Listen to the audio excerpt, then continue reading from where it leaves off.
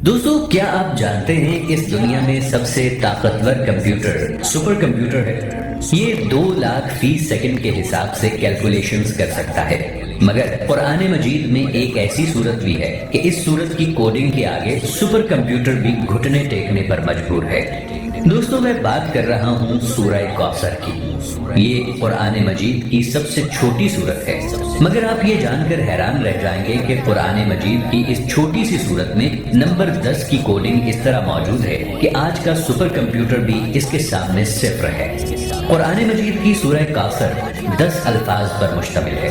اس کی پہلی آیات میں 10 حروف موجود ہیں، دوسری آیت میں بھی 10 حروف ہیں، اسی طرح آخری آیت کے حروف کی تعداد بھی 10 ہے۔ وہ حروف جو اس صورت میں ایک مرتبہ آئے ہیں ان کی تعداد بھی 10 ہے۔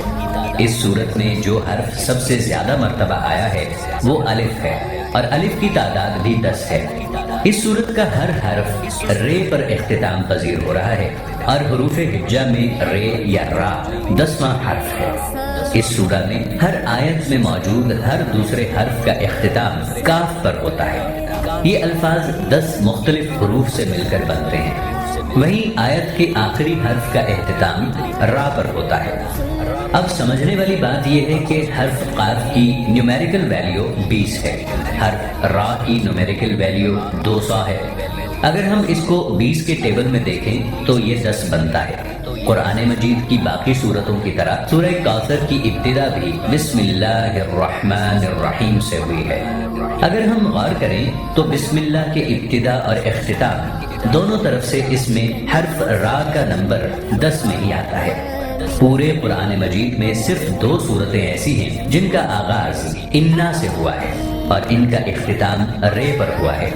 پہلی سورہ قدر ہے، یہ قرآن مجید میں 97 نمبر پر آتی ہے، اور آخری سورت سورہ کوثر ہے جو قرآن مجید میں 108ویں نمبر پر موجود ہے۔ اب ان دونوں صورتوں کے درمیان صورتوں کی تعداد بھی 10 ہے۔ اسی طرح آپ نے کیلکولیشن کی حیران کن ترتیب کے بارے میں جانا۔ یہ ترتیب اس بات کو ثابت کرتی ہے کہ یہ الفاظ کسی عام انسان کے نہیں ہو سکتے سوائے اللہ تعالیٰ کی ذات کے۔ قرآن مجید کی ایک چھوٹی سی صورت میں اس ترتیب سے الفاظ کو جمع کیا گیا کہ ایک سپر کمپیوٹر بھی اس کو حل نہیں کر سکتا۔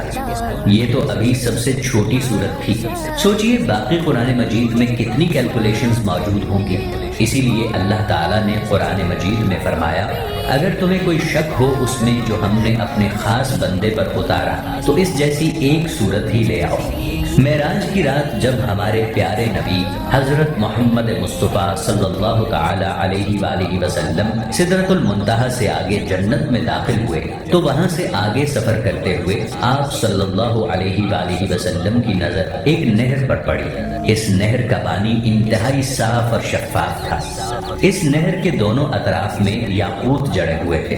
حضرت محمد مصطفیٰ صلی اللہ تعالی علیہ وآلہ وسلم نے جب فرشتے سے اس بارے میں دریافت کیا تو اس فرشتے نے عرض کیا، یا رسول اللہ صلی اللہ علیہ وآلہ وسلم، یہ نہر کوثر ہے جو اللہ تعالیٰ نے آپ کو عطا فرمائی ہے۔ اس چھوٹی سی صورت میں جو راز چھپے ہوئے ہیں شاید کائنات کی کوئی بھی چیز ان کا وزن برداشت نہ کر سکے۔ حضرت ابو عبیدہ رضی اللہ تعالی عنہ سے روایت ہے کہ میں نے حضرت عائشہ رضی اللہ تعالی عنہ سے سورہ کوثر کے بارے میں پوچھا تو حضرت عائشہ رضی اللہ تعالی عنہ فرمانے لگی کہ کوثر ایک نہر ہے جو حضرت محمد مصطفیٰ صلی اللہ تعالی علیہ وآلہ وسلم کو عطا کی جائے گی۔ اس کے دونوں کناروں پر خوبصورت موتی جڑے ہوئے ہوں گے۔ ایک روایت کے مطابق اس نہر کا پانی دودھ سے زیادہ سفید اور میٹھا ہوگا اور مشک سے زیادہ خوشبودار ہوگا۔ ایک مسلک کے مطابق کوثر حضرت فاطمہ رضی اللہ تعالی عنہا کا نام ہے، جبکہ کچھ لوگوں کے مطابق کوثر سے مراد ایک قسم ہے، اور ایک مسلک کے مطابق کوثر جنت میں ایک نہر کے پانی کا نام ہے، اور یہ عقیدہ درست ہے کیونکہ ایک حدیث شریف میں کوثر کو ایک نہر بتایا گیا ہے اور اسے حوض کوثر کہا گیا ہے، اور یہ نہر جنت میں بہہ رہی ہے۔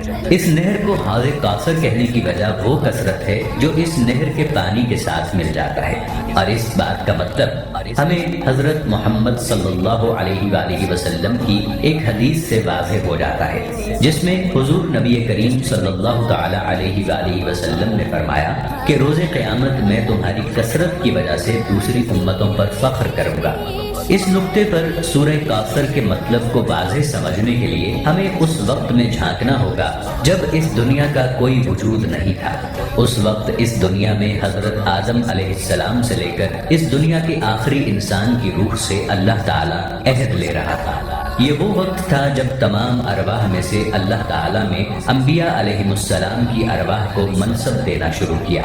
وہ منصب یہ تھا کہ اللہ تعالیٰ کے احکامات کو لوگوں تک پہنچایا جائے، مگر اللہ تعالیٰ نے ان کو یہ انتخاب بھی دیا تھا کہ کون سا نبی کتنے لوگوں کی ذمہ داری اٹھا سکتا ہے کہ وہ اتنے لوگوں کو جمع کریں۔ اب اس بات پر غور کریں۔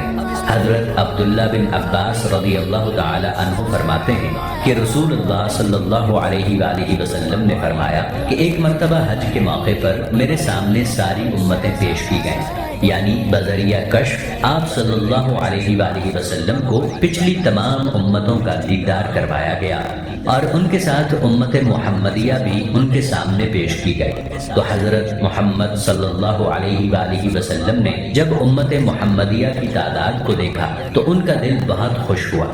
دوسرے انبیاء کرام علیہ السلام کی امتوں کی تعداد اتنی زیادہ نہیں تھی جتنی آپ صلی اللہ علیہ وآلہ وسلم کی امت کی تعداد تھی۔ دوسرے انبیاء کرام علیہ السلام سے زیادہ تعداد کی وجہ بھی یہی ہے کہ حضرت محمد مصطفیٰ احمد مجتبیٰ صلی اللہ تعالی علیہ وآلہ وسلم سے پہلے جتنے بھی انبیاء کرام آتے، ان کے بعد ایک اور نبی آ کر پہلے والے نبی کے کام کو آگے بڑھاتا، جو کہ اللہ تعالیٰ کے احکامات کو لوگوں تک پہنچانا تھا۔ چونکہ حضرت محمد صلی اللہ علیہ وآلہ وسلم اللہ تعالیٰ کے آخری نبی ہیں، اس لیے قیامت تک لوگوں کی اصلاح کا ذمہ حضرت محمد صلی اللہ علیہ وآلہ وسلم پر ہے۔ اسی لیے حضرت محمد صلی اللہ علیہ وآلہ وسلم نے فرمایا کہ قیامت کے دن میں تمہاری کثرت کی وجہ سے دوسری امتوں پر فخر کروں گا۔ کوثر کا ایک مطلب خیر کثیر بھی ہے۔